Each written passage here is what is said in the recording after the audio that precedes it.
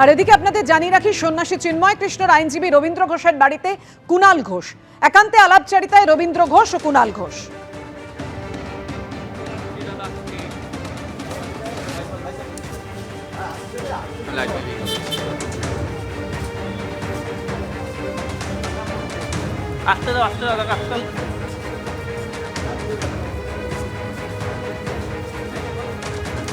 সন্ন্যাসী চিন্ময় কৃষ্ণের আইনজীবী রবীন্দ্র ঘোষের বাড়িতে পৌঁছন কুণাল ঘোষ। একান্তে আলাপচারিতা তাদের দুজনের মধ্যে।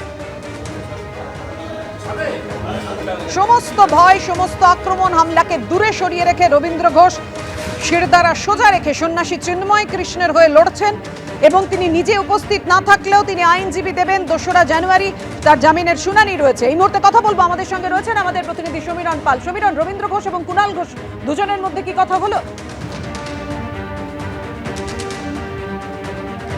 দেখো, দুপুর 2টো নাগাদ রবীন্দ্র ঘোষ ভারতের যে ঠিকানায় থাকেন সেখানে এসে পৌঁছন তৃণমূল নেতা কুণাল ঘোষ, এবং এই মুহূর্তে তাদের দুজনের মধ্যে বৈঠক হচ্ছে। প্রথমে সৌজন্য সাক্ষাৎ হন এবং তার শারীরিক অবস্থার খোঁজখবর নেন কুণালবাবু, এবং এই মুহূর্তে বাংলাদেশের যিনি আইনজীবী রবীন্দ্র ঘোষ তার সঙ্গে কুণাল ঘোষের বৈঠক চলছে।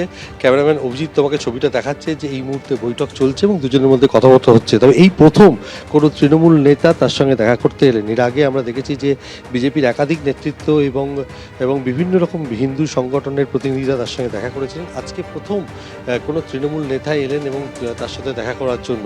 তুমি জানো যে রবীন্দ্র ঘোষ তার শারীরিক অবস্থা যথেষ্ট অবনতি হয়েছে। তার পায়ের চিকিৎসার জন্য তিনি কল্যাণী এমসে বেশ কয়েকবার গেছেন। আগামী 2 তারিখে শুনানি রয়েছে চিন্ময় প্রভুর, অর্থাৎ চিন্ময় কৃষ্ণ দাসের যে জামিনে মুক্তির জন্য তার সওয়াল করার কথা। তিনি এর আগে জানিয়েছেন যে শারীরিক অবস্থার জন্য 2 তারিখে তার এজলাসে উপস্থিত হওয়া অনিশ্চিত। এই আবহে কুণাল ঘোষ তার সঙ্গে দেখা করতে এসছেন এবং তাকে বিভিন্নভাবে বাংলাদেশ থেকে তাকে চাপে ফেলা হচ্ছে, তার বিরুদ্ধে বিভিন্ন রকম কুৎসা তৈরি করা হচ্ছে, এবং তার ছেলে কি করে ভারতে দীর্ঘদিন ধরে বসবাস করে, এই সমস্ত বিষয় নিয়ে যখন প্রশ্ন তোলা হচ্ছে, সেই আবহে রাজ্যের এক তৃণমূল নেতা তার বাড়িতে এসছেন, বৈঠক করছেন। তিনি যোগাযোগ করেছিলেন কুণাল ঘোষের সঙ্গে এবং সেই ভিত্তিতে তিনি জানিয়েছিলেন আজকে দুপুরবেলা তার বাড়িতে আসবেন, তার সঙ্গে সাক্ষাৎ করবেন। ঠিক দুপুর 2টো নাগাদ কুণাল ঘোষ এসে পৌঁছেছেন। এই মুহূর্তে দুজনের মধ্যে কথাবার্তা চলছে। ধন্যবাদ তোমার। আসছে পরের খবরে। 10ই জানুয়ারি থেকে শুরু হচ্ছে গঙ্গাসাগর মেলা। 14ই জানুয়ারি মকর সংক্রান্তি স্নান, আর সেই উপলক্ষে কড়া নিরাপত্তার ব্যবস্থা করা হয়েছে গঙ্গাসাগরে। আজ কথা জানালেন দক্ষিণ 24 পরগনার জেলা শাসক সুমিত গুপ্ত ও সুন্দরবন পুলিশ জেলা সুপার কোটেশ্বর রাও। উপকূলবর্তী বাহিনী, বিএসএফ সহ সব এজেন্সির সঙ্গেও সমন্বয় রাখা হচ্ছে বলেও জানিয়েছেন পুলিশ সুপার। গঙ্গাসাগর মেলাতে আমাদের মুভমেন্টটা 2 দিক থেকে হয়। একটা লটে টু কুচবেড়িয়া, একটা নামখানা টু চেমাগুড়ি বেনুবন। এই 2 দিক থেকে আগে থেকে আমরা আমাদের FIB fast intercepting boats patrolling চলছে, লঞ্চ পেট্রোলিং চলছে। আমরা ইনফরমেশন কোস্টগার্ডের সাথে শেয়ার করছি, কোস্টগার্ড আমাদের সাথে শেয়ার করছে। অ্যান্ড যতদূর আমাদের 12 নটিক্যাল মাইলস আছে ওর পর্যন্ত আমরা কন্টিনিউসলি পেট্রোলিংটা করে আছি।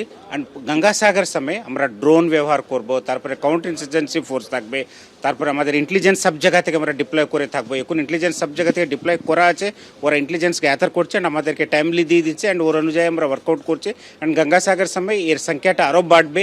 অ্যান্ড আপনারা জানেন যে অনেকগুলো ওয়াচ টাওয়ার্স থাকে, অনেকগুলো আমাদের ড্রোনস থাকে, অ্যান্ড এই ছাড়া আমাদের বম্ব ডিসপোজাল, স্নিফার ড্যাক্স, যা অ্যারেঞ্জমেন্টস আমাদেরকে দরকার আছে, এই particularly from this counter insurgency point of view, even আমরা ডাইরেক্টলি কাউন্টার ইনসার্জেন্সি ফোর্সকে আমরা ডিপ্লয় করে যাচ্ছি। তো আশা করছি এরকমটা কোনো কিছু হবে না। গঙ্গাসাগর মেলার সময় আমরা এনডিআরএফ থাকবে, নেভি থাকবে, কোস্টগার্ড থাকবে। একটা টিম হিসাবে আমরা কাজ করে আমরা এনশিওর করবো যে এরকমটা ঘটনা কোনো কিছু না হয়।